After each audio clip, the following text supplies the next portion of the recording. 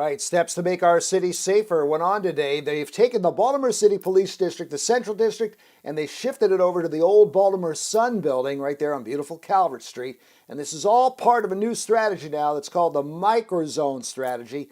And WMAR 2 News' Dave Detling reports from the west side about how this is going to work. Dave. Well, we're in Walbrook Junction, one of the microzones Baltimore City Police talked about during their press conference.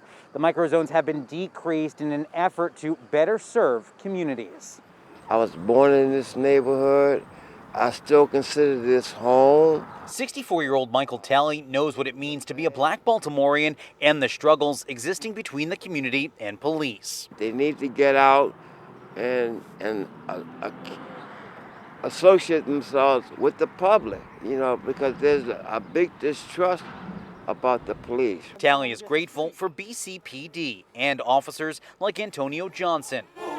Uh-oh. Here they come. Gotta put the mask up. I told you I didn't do it. You hit the lottery yet? No.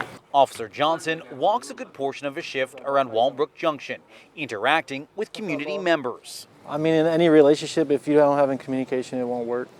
So I feel like we have to try our best to communicate with the public as best as we can, so that way we can all make it work. That type of community relationship building is front and center as Baltimore City announced consolidation of microzones. They're areas of high crime in Baltimore. Analyzing crime and instances of violence, city leaders say they've taken the city's 131 zones down to 81. These new zones represent the areas where nearly 30% of homicides occurred and about 45% of where all shootings have occurred over the past 18 months. The city says the consolidation will better allow for a tailored approach to crime fighting, including officers getting out of their vehicles. Statistic-wise, Baltimore year-to-date homicide rate is slightly down by 4 cases. Non-fatal shootings are up by 4. The goal we set for ourselves was to have about 40% of the workday or the 8-hour shift free for community engagement. Certainly that requires free time and a reduction of work. Right now, the department says it's in the process of implementing its comprehensive community plan, which includes training officers. As for the shortfall in employment numbers, Mayor Brandon Scott says it won't drastically impact an officer's ability to do their job, and that the new microzones will help.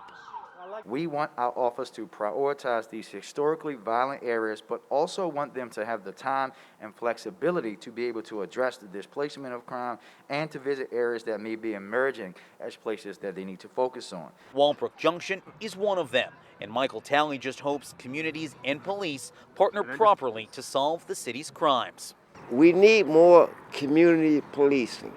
And in relation to the new mapping of microzones, Baltimore City Police say they are working to put out a new map. In Walbrook Junction, Dave Detling, WMAR 2 News.